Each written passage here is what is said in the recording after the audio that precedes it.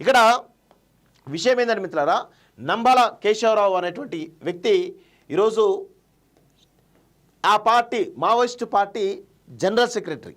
ఈరోజు మావోయిస్టు పార్టీకి వివిధ రకాల విభాగాలు ఉంటాయి. ఒకటి మిలిటెంట్ సంబంధించినటువంటి మిలిటరీ, వాళ్ళకు మిలిటరీ వింగ్ ఉంటుంది.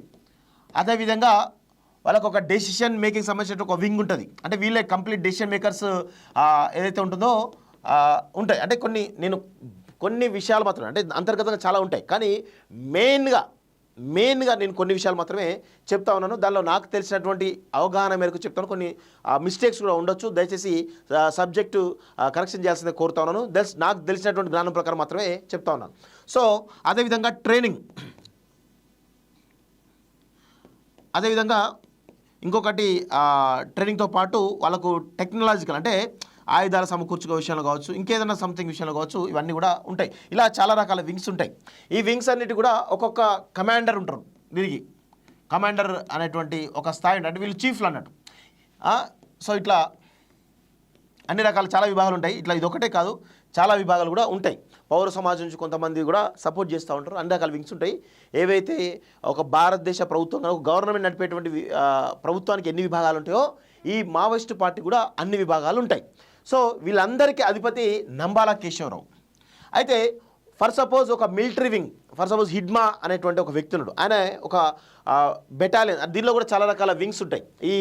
ఈ మిలిటరీ వింగ్లో కూడా ఒరిస్సా క్యాడర్ అని, లేకపోతే తెలంగాణ క్యాడర్నో, లేకపోతే ఏపీ క్యాడర్నో, ఇట్లా ఒరిస్సా, ఇట్లా ఈ వివిధ రకాల స్టేట్ సంబంధించిన వింగ్స్ వీటి కూడా కంప్లీట్గా వాళ్ళకు కూడా కమాండర్స్గా ఉంటారు. సో హిడ్మా అనేటువంటి వ్యక్తి, ఫర్ సపోజ్ ఎగ్జాంపుల్ చెప్తాను, హిడ్మా అనే వ్యక్తి ఆయన ఒక వింగ్, అంటే తెలంగాణకో లేకపోతే ఏపీకో సంథింగ్ ఒక ఆర్మీకి సంబంధించిన మిలిటరీకి సంబంధించినటువంటి దానిలో బాగా ఒక దానికి వింగ్ కమాండర్గా ఉంటాడు. సో అలాంటి ఒక వ్యక్తికి ఈరోజు 3 అంచెల భద్రత ఉంటుంది. 3 అంచెల భద్రత ఉండేటువంటి అవకాశం ఉంటుంది. అంటే దాదాపు ఆయన ఒక్కడి చుట్టే దాదాపు 100 మంది నక్సలెట్లు ఆయనకు రక్షణగా ఉంటారు. సో అలాంటిది ఈ మిలిటరీ వింగ్కు ఎన్ని రకాల వలయాలు ఉంటాయి వీళ్ళకు. అదేవిధంగా వీళ్ళకే ఎన్ని రకాల వలయాలు ఉంటే ఈరోజు ఈ మావోయిస్టు పార్టీ మొత్తానికి హెడ్ అయినటువంటి నంబాలకు 5 అంచెల భద్రత ఉంటుంది. 5 అంచెల భద్రత ఉంటుంది. ఒక్కొక్క భద్రతకు కనీసం అంటే 30 to 50 మధ్యలో పహారాగాస్తున్నారు. ఈరోజు అంటే దాదాపు 150 మందికి పైగా, 150 నుంచి 200 మంది నక్సలైట్లు ఆయనకు రక్షణగా ఉంటారు. ఆయన పక్కన ఉండేటువంటి ఒక వలయం, ఆ తర్వాత ఒక 100-200 మీటర్స్లో ఇంకొక వలయం, ఆ తర్వాత ఇంకొక 1 కిలోమీటర్ దూరంలో ఇంకొక వలయం, అట్లా మొత్తానికైతే 1 కిలోమీటర్ రేడియస్ వరకు కూడా పెద్ద ఎత్తున వలయాలు ఉంటాయి. సో ఆయన ఒక ప్లేస్ నుంచి ఇప్పుడు ఆపరేషన్ కర్రెగుట్టల్లో ఆయన ఉన్నాడు అని చెప్పేసి సమాచారం అందుకున్న భద్రతా బలగాలు అక్కడ పుచ్చుకుంటూ జరిగింది. అక్కడ నుంచి ఆయన తప్పించుకొని వేరే ప్లేస్లోకి వెళ్తున్నాడు. సో ఈ 5 అంచెల భద్రతతో ఖచ్చితంగా వెళ్తాడు. కానీ ఇక్కడ చనిపోయింది ఎంతమంది? 27 మంది చనిపోవడం జరిగింది. దానిలో ఈయన కూడా ఒకడు. సో మరి మిగతా 200 మందో 150 మందో ఎక్కడ పోయినట్టు? అంటే ఇది కంప్లీట్గా ఒక కోవర్ట్ ఆపరేషన్ జరిగిందా అనేటువంటి అనుమానాలు కలుగుతున్నాయి. అది ఎన్కౌంటర్ కాదు. అది ఖచ్చితంగా ఈ నంబాల కేశవరావు అదేవిధంగా వీళ్ళందరినీ కూడా అదుపులోకి తీసుకొని ఎక్కడికక్కడ వీళ్ళకు అంటే ఇప్పుడు ఆపరేషన్ కర్రెగుట్టల్లో ఫెయిల్ అయినారు. ఆపరేషన్ కర్రెగుట్ట ఫెయిల్ అయినారు కాబట్టి పరువు మొత్తం కూడా దేశవ్యాప్తంగా పరువు పోయింది. దేశంలో ఉన్నటువంటి కర్రెగుట్టలు ఇంత పెద్ద సోదాలు చేసిన ఒక్క నక్సల్ కూడా చంపలేనటువంటి ఒక పరువు తీసుకొని, అదేవిధంగా పోలీసులకు మధ్య ఇటు ఛత్తీస్గఢ్ మరియు సిఆర్పిఎఫ్ బలగాలకు మరియు తెలంగాణ బలగాలకు మధ్య ఒక యుద్ధ వాతావరణం నెలకొన్నది.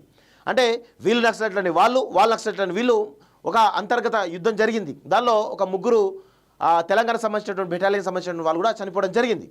సో ఈ క్రమంలో పరువు పోగొట్టుకున్నటువంటి కేంద్ర బలగాలు కేంద్ర ప్రభుత్వ ఆదేశంతో నంబాల కేశవరావుకు సంబంధించినటువంటి వాళ్ళందరినీ కూడా మరి ఎక్కడ దొరకబడ్డారో తెలియదు, కానీ మొత్తానికి తీసుకొచ్చేసి ఒక ఫేక్ ఎన్కౌంటర్ ద్వారా చంపిర్రు అనేది మనకున్నటువంటి సమాచారం.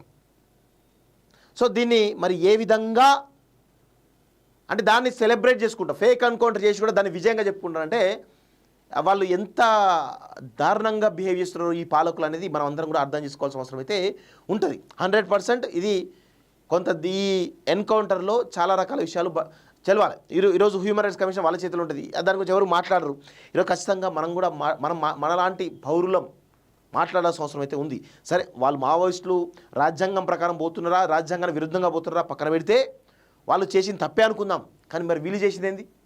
వీళ్ళు చేసింది కూడా తప్పే కదా.